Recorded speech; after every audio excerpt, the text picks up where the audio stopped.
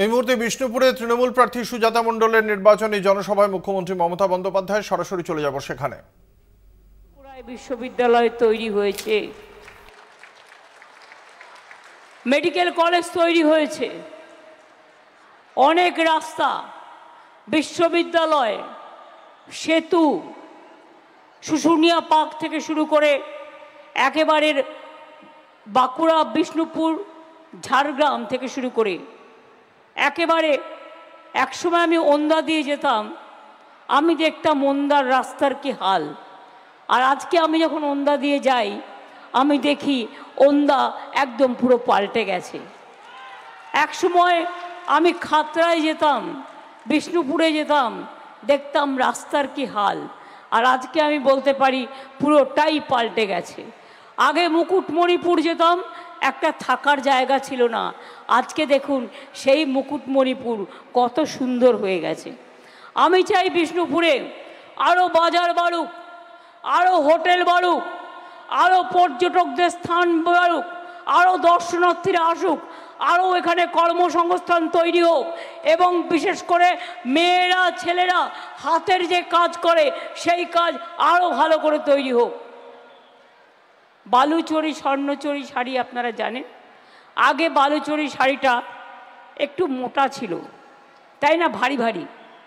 আমি এবার বললাম আমাদের ডিপার্টমেন্টকে যে মেয়েরা একটু পাতলা শাড়ি পরতে পছন্দ করে, সেই জন্য বালুচরীর যে মোটাটা ছিল খড়খড়ে, সেটা দেখবেন এখন অনেক হালকা হয়ে গেছে। আর আমরা যখন বিদেশে যাই তখন এই বালুচরী শাড়িটাই সবাইকে গিফট দিই। বিদেশের অনেক নেতা, অনেক প্রাইম মিনিস্টার থেকে শুরু করে প্রেসিডেন্টরা, তার ওয়াইফরা এই শাড়িটা পরে। এটা একটা গর্ব। আপনাদের ডোকরার কাজ, কাঁসা পেতলের কাজ, মাটির পুতুলের কাজ, এগুলোই তো আমরা নিয়ে যাই বাইরে মানুষকে দেবার জন্য, গিফট দেবার জন্য। মনে রাখবেন আগামী দিন আমরা ডানকুনি থেকে বাঁকুড়া হয়ে, বড়জোড়া হয়ে, পানাগড় হয়ে আমরা একেবারে রঘুনাথপুর পর্যন্ত ৭২,০০০ কোটি টাকা বিনিয়োগ করছি ইন্ডাস্ট্রিয়াল করিডোরের জন্য। ১ লক্ষর ওপর ছেলে মেয়েদের চাকরি হবে। আপনারা জানেন ইলেকশনের সময় কম থাকে, আর এবার তো পৌনে ২ মাস ধরে ইলেকশন চলছে, আর এই রোদ্দুরে রোদ জ্বলছি। দিল্লির নেতারা, তাদের তো হাই ব্যাপার, তারা এই ছোট্ট একটা পাখির বাক্সা হেলিকপ্টার নিয়ে ঘোরে না। এটাই আপনি যখন বসবেন দেখবেন আগুনের হলকা, তার থেকে বাইরের হাওয়া পাওয়া যায় খোলা থাকলে। আর তারা তো 10 স্টার, সব সুবিধে পায়। চিফ মিনিস্টাররা কিছু পায় না ইলেকশনের সময়, এমনকি হেলিকপ্টারটাও পার্টি থেকে ভাড়া করতে হয়। আর প্রাইম মিনিস্টার মানে যুদ্ধ জাহাজ থেকে শুরু করে, প্রতিরক্ষা থেকে শুরু করে ১,০০০ কোটি টাকা খরচ করে ওনার সুরক্ষার জন্য লাট সাহেব আসছেন, মিটিং করছেন, মিথ্যে কথা বলছেন, ভাষণ দিচ্ছেন আর চলে যাচ্ছেন। আপনারা বলুন তো কি লাভ? ওই ছেলেটাকে ভোট দিয়ে, আমি ওর নাম বলতে চাই না, সুজাতা কি করে বিয়ে করেছিল ভগবানই জানে।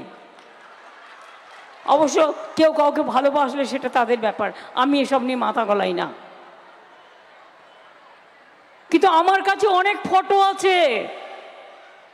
সুজাতা যা ঝগড়ুটে, আমি যদি দিয়ে দিই ফটোগুলো, তাহলে তো ও ইলেকশন ছেড়ে দিয়ে আগে যাবে ঝগড়া করতে। তোমার কাছে যা ফটো আছে তার থেকে বেশি ফটো আমার কাছে আছে। এই তো হচ্ছে নেতা, এরা নেতা না নেতা, এর থেকে নেতার সম্মান অনেক বেশি। ওটাকে ধুয়ে পরিষ্কার করে আমরা কি সুন্দর ঘর পরিষ্কার করি, আর এদের দিয়ে কি করবেন? এদের দিয়ে কি করবেন? খাবেন না মাথায় দেবেন? আগে কি ছিল?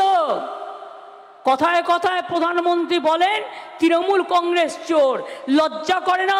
আগে নিজের পকেট মারগুলোকে সামলা, নিজের চোরগুলোকে সামলা। টাকা দেবে না বলে এটা বলো না চোর। তুমি টাকা দিচ্ছ না ইচ্ছে করে। ছাই দিয়ে কখনো আগুন ঢাকা যায় না? আগুন চাপা যায়? আজকে তুমি নিজে দিচ্ছ না, বন্ধ করে দিয়েছো বাংলার টাকা, তাই বলে বেড়াচ্ছ তৃণমূল তো চোর হ্যায়।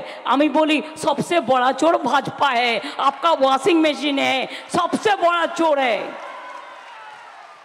যতগুলো ক্যান্ডিডেট দাঁড়িয়েছে টাকা কম, টাকা কম। এই যেটা দাঁড়িয়েছে এর কটা বাড়ি গো? অফিসিয়ালি কটা? অফিসিয়ালি বউ বলছি 6টা, তাও এখন অফিসিয়াল বউ নয়, এখন আমার আরো কয়েকজন আছে, কটা আমি জানি না।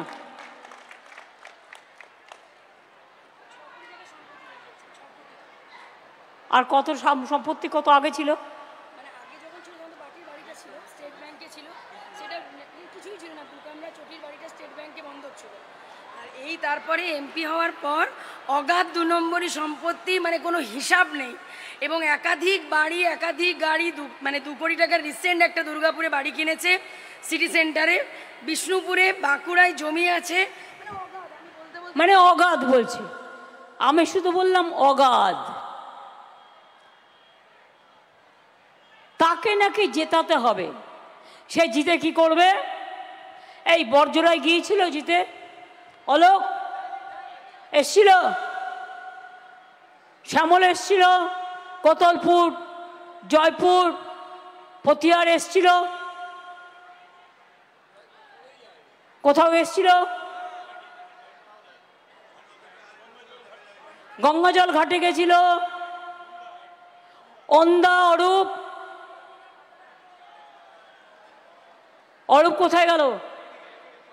অন্দায় গেছিল, সোনামুখী গেছিল, গঙ্গাজল ঘাটে যায়নি, ছাতনা যায়নি, বিষ্ণুপুরে সঙ্গীত গান শুনতে এসেছিল।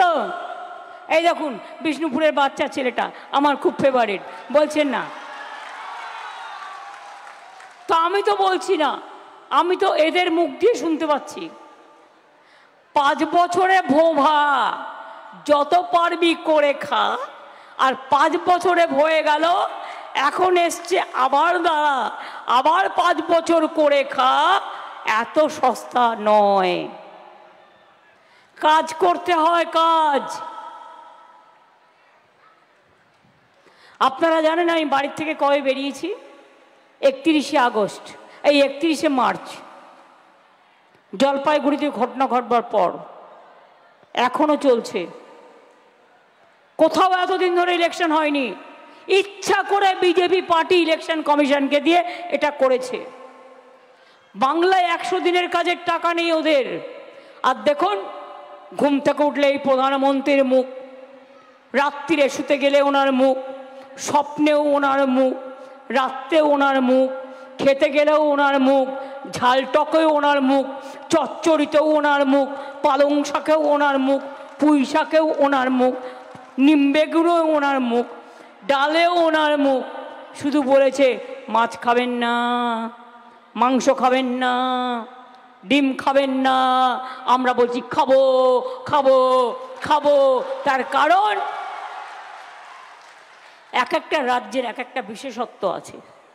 আমি গুজরাটের ধোকলাও তো খাই, কই তখন তো না বলি না। তাহলে আপনার বাংলার মাছ নিয়ে আপত্তি কেন আছে? বলছে প্রেগনেন্ট মায়েরাও ডিম খাবে না, তো কি তোমার মাথার ডিম খাবে? সরি, হাট্টিমা ডিম খাবে?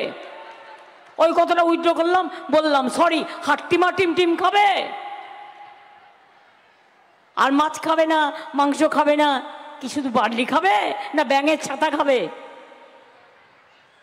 ব্যাঙের ছাতার আবার অনেক দাম, ওটা আবার ভেজ, ওটা নন ভেজ নয়। যার যা ইচ্ছে খাবে।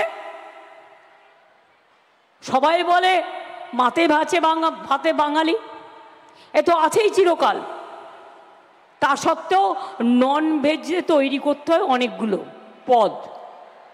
একটা মাছের ঝোল ভাত করলেও রান্না হয়ে গেল, একটা মাংস ভাত করলেও রান্না হয়ে গেল, একটা ডিমের ঝোল ভাত করলেও রান্না হয়ে গেল। আর ভেজ করতে গেলে ডাল করো, তরকারি করো, মোচার তরকারি করো, ইঁচড়ের তরকারি করো, ধোকার ডালনা করো, শাক ভাজো, বেগুন ভাজো, পটল ভাজো, বড়া ভাজো, বড়ার টক করো, কত কি। এর একটা ঐতিহাসিক দিকও আছে। আমি অনেককে জানি বাড়িতে ভেজ, কিন্তু বাচ্চারা বাইরে নন ভেজ খায়, খেতেই পারে, এটা তাদের নিজস্ব অধিকার। তাহলে আপনারা বলুন, এবার আমি আপনাদের কাছে 4টে কোশ্চেন রাখবো। আমরা একটা কথা তো ঠিক, ইলেকশনে দাঁড়ালে কথা রাখতে হয়। আমি যদি লোককে একটা প্রতিশ্রুতি দিই, আমি যদি সেটা না রাখি, তাহলে কি আপনারা কেউ আমাকে ছেড়ে কথা বলবেন? বলবেন না তো? আগের বারের 21-এর ইলেকশনে কি হলো, কেউ অসুস্থ হয়েছে, ওনাকে আমার গাড়িতে দরকার হলে নিয়ে যাও হসপিটালে। অসুস্থ বাবু, মাথা ঘুরে গেছে, জল আছে, জল।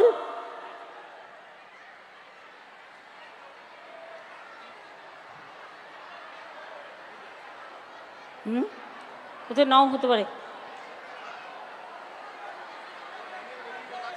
জলটা দিয়ে দিন, দিয়ে কোনো একটা অ্যাম্বুলেন্স থেকে দিয়ে ওনাকে এক্ষুনি ট্রিটমেন্টের ব্যবস্থা করে দিন, ভালো করে দিন। হ্যাঁ, আসলে প্রচণ্ড গরম তো, অনেকের মাথা ঘুরে যায় এই গরমে। আমি প্রশাসনকে বলবো ইমিডিয়েট ওনার ট্রিটমেন্ট যেন ভালো করে করা হয়, দেখে নেবেন। এখানে বাঁকুড়া সম্মেলনী মেডিকেল কলেজ আছে, এবং বিষ্ণুপুরেও নিশ্চয়ই তোমাদের হসপিটাল আছে, সুপার স্পেশালিটি না?